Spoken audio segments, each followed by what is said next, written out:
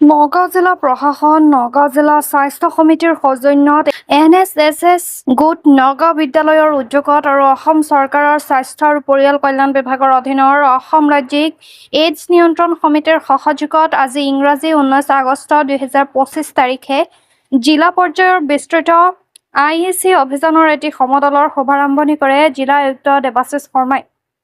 এই সমদল নগাঁও বিশ্ববিদ্যালয়ৰ চৌহদৰ পৰা আৰম্ভ হৈ নগাঁও চহৰখনৰ বিভিন্ন অঞ্চল পৰিভ্ৰমণ কৰি পুনৰ নগাঁও বিশ্ববিদ্যালয়ত সামৰণি পৰে।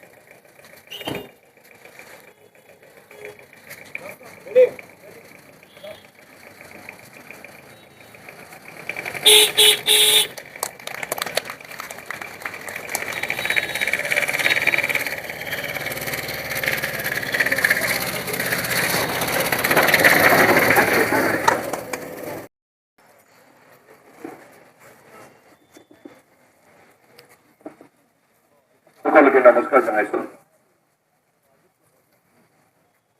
সন্মানীয় ভাইচ চেঞ্চেলৰ শ্ৰীযুত ডেকা ডাঙৰীয়া, আজি আমাৰ আসাম এইডছ কণ্ট্ৰল ছ'চাইটিৰ তৰফৰ পৰা অহা প্ৰতিগৰাকী সন্মানীয় চিকিৎসক তথা এই অনুষ্ঠানটিৰ লগত জড়িত প্ৰতিগৰাকী মহানুভৱ, অসমৰ এখন প্ৰসিদ্ধ বিশ্ববিদ্যালয়ৰ জৰিয়তে সমগ্ৰ অসমতে নহয় সমগ্ৰ ভাৰতবৰ্ষত আজি নতুন প্ৰজন্ম যদি সজাগ আৰু সচেতন হয়, আজি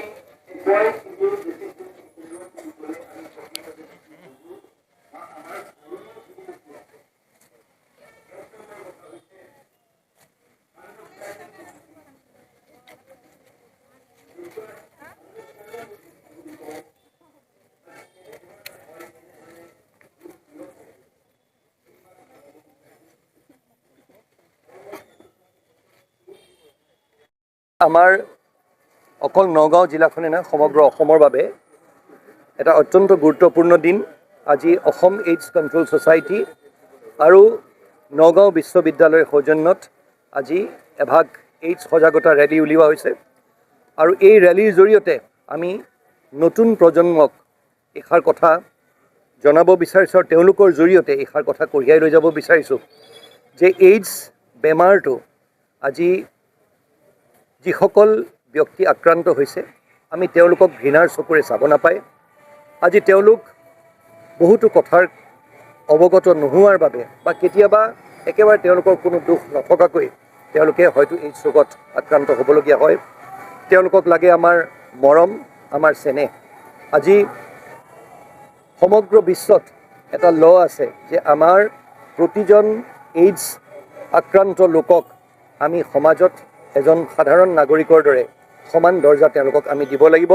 চৰকাৰী চাকৰি হওক বা যিকোনো সমাজত স্থান হওক সেইখিনি আমি তেওঁলোকক দিব লাগিব। সমান্তৰালভাৱে এইডছ ৰোগত আক্ৰান্ত নোহোৱাৰ বাবে যিখিনি আমি প্ৰতিৰোধ কৰাৰ বাবে আমি যিখিনি কাৰ্যসূচী হাতত ল'ব লাগিব, যিখিনি আমি কথা মানি চলিব লাগিব, সেইখিনিৰ প্ৰতিও আজি সজাগতা জেনেৰেট কৰা হৈছে। মই আছাম এইডছ কণ্ট্ৰল ছ'চাইটি আৰু নগাঁও বিশ্ববিদ্যালয়ৰ প্ৰতিগৰাকী কৰ্তৃপক্ষক মই মোৰ আন্তৰিক ধন্যবাদ জনাইছোঁ আৰু অনুষ্ঠানটিৰ উত্তৰোত্তৰ কামনা কৰিছোঁ।